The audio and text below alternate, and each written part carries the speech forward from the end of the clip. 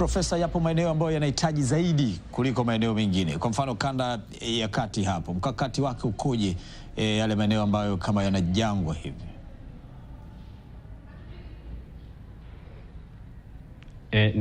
Ni kweli ukiangalia tathmini tulionayo kitaifa inaonyesha yako maeneo ambayo yana uoto kidogo wa rasilimali miti na misitu, na jitihada ambazo tunazifanya ni tunajua jitihada mahususi kabisa za kupeleka nguvu mahususi katika maeneo hayo, na kwa kuwa maeneo hayo pia yana mvua za wastani, basi tumeweka mkakati wa kushirikisha taasisi za binafsi na taasisi za umma katika maeneo hayo ili waweze kutunza miti tunayoipeleka katika maeneo hayo.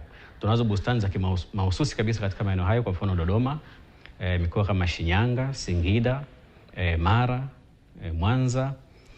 Ni mikoa ambayo tunazo bustani mahususi za kukuza miche inayostawi katika maeneo hayo, lakini pia maeneo ya vijiji yenye uoto wa misitu ambayo iliharibika, tunashirikiana na vijiji hivyo kuyahifadhi maeneo hayo ili yaweze sasa kuendelea kurejesha uoto wake hata kwa asili bila kupanda miti.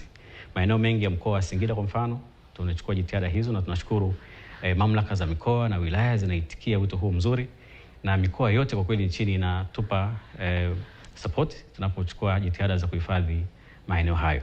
Kwa hiyo taasisi za serikali katika maeneo hayo pia zinashiriki vizuri, na tunao miradi mahususi katika maeneo hayo kwa ajili ya kukuza kwanza ule uelewa kwa nini tuhifadhi na kuchukua hatua mahususi katika mikoa hiyo ambayo ina uoto kidogo wa misitu.